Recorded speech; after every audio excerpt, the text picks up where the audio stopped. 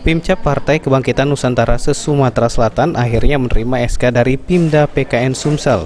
Penyerahan SK ini sendiri dilakukan oleh Ketua Pimda PKN Sumsel Luciati, didampingi Ketua Bapilu Pimda PKN Sumsel dan pengurus Pimda PKN Sumsel.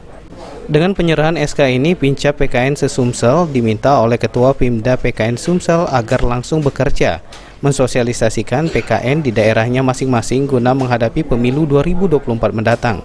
Terkait dengan bacalek yang mendaftar di PKN sendiri, Ketua Pimda PKN Sumsel menjelaskan, saat ini hampir seluruh bacalek yang mendaftar di Pimcap PKN se-Kabupaten Kota Sumsel telah terisi dengan komposisi mencapai 80%.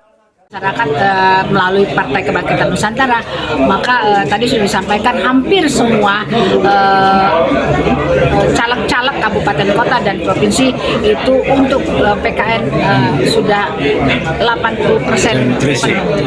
Sementara itu, Ketua Pimcap PKM Musi Banyuasin Bambang Karyanto mengungkapkan akan langsung menjalankan tugas dengan terjun ke lapangan dan mensosialisasikan PKN di Musi Banyuasin, serta konsolidasi dengan para anggota serta pengurus Pimcap PKN Musi Banyuasin.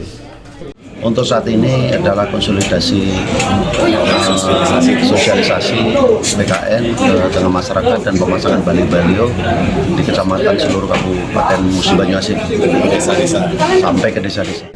Saat ini ada sejumlah nama yang mendaftarkan diri sebagai bacalek di PKN Sumsel, diantaranya ex-personel grup band Armada, sehingga menjadi energi sendiri bagi PKN Sumsel. Firman Hidayat, PAL TV.